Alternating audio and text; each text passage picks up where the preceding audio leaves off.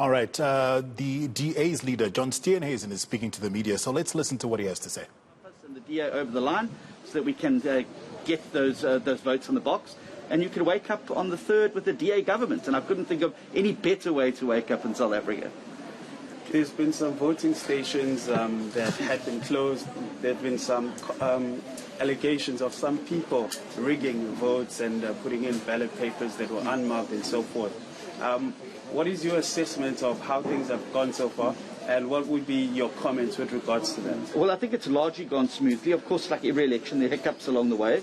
I think the party agents and our members on the party liaison committees are dealing with those particular matters, and we will get to the bottom of them.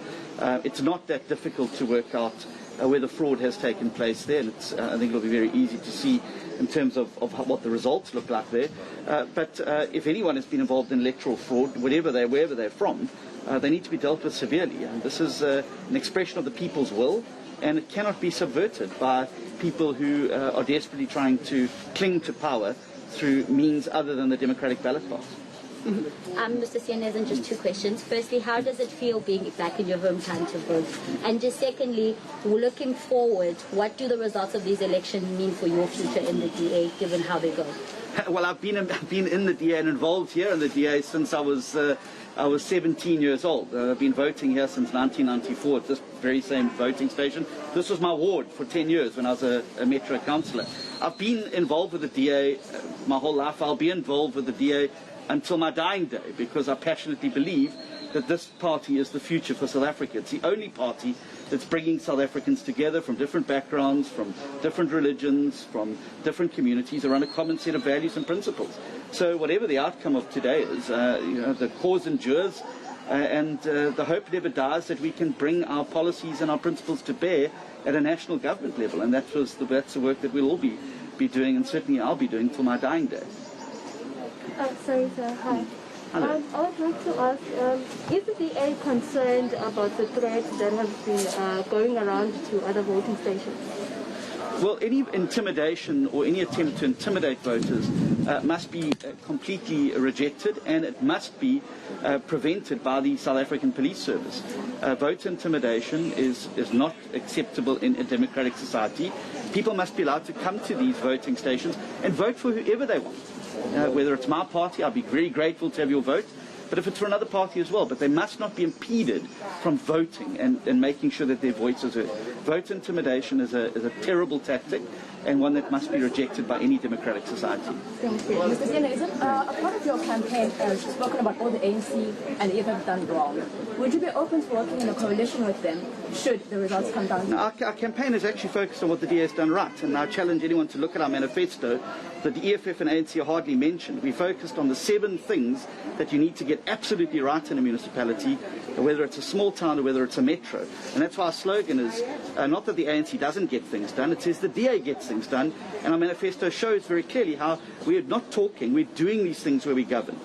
We are going to go into this election, we're going to get as many DA votes in the ballot box as possible, and thereafter we will sit down and have a look at forming coalitions where we don't have a majority.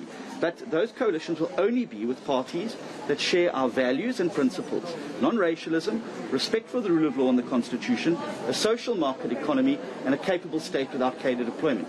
If you believe in those 4 fundamental things, we're willing to talk to you as a political party. Mr. Steenhuisen, the people at home are watching and preparing to go out to vote. What is your message to them? Get out and vote. I mean, this whole election is going to come down to turnout. You don't get another chance. There is literally 5 years that you've got to live with the choice that's made today. If you want to have towns and cities that work, get out and vote for them. If you want a government that's going to be on your side, get out and vote for it. If you want service delivery, get out and vote for it. Don't sit at home. Don't turn this long weekend into a 5-year nightmare.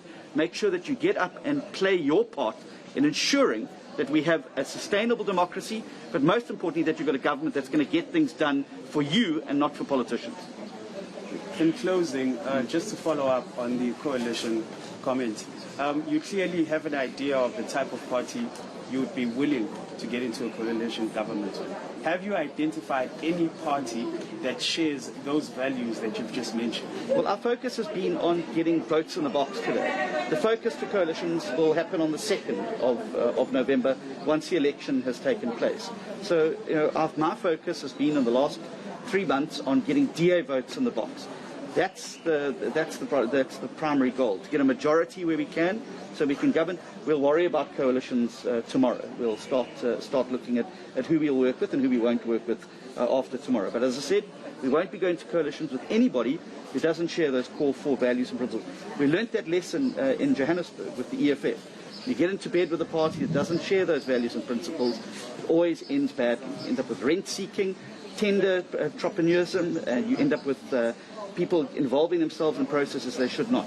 So we're going to be very, very circumspect. We've learnt a lot over the last 5 years around coalitions and coalition management, and we certainly go into these elections with our eyes a lot wider open. Mr. Steenhuisen, let's focus on Durban. What would your wish be going forward with eThekwini? I know you've conceded that you're not going to be able to make the cut of actually governing eThekwini. What would your focus be? I haven't conceded that at all. I don't concede anything until the votes are in the box. We will look at eThekwini. I think that eThekwini is tired of the last 20 years of ANC misrule. You've had Zandile Gumede here, who's been involved in all sorts of shenanigans and corruption from the tenders in the municipality. It makes me sad to see this municipality. I served it for 10 years under Mayor Obed Mlaba and City Manager Mike Sutcliffe. Durban had a lot going for it then. It's lost its shine. It's one of the greatest cities in South Africa. It's got the best weather, it's got, I think, the best people, and it's got the most incredible ingredients to be a world-class city. What it needs is a world-class government, and I would like my party to be part of that world-class government that brings clean, accountable government here to eThekwini. Thanks. Great. That's it. Thanks, everybody. Have a wonderful day. I hope you've all voted.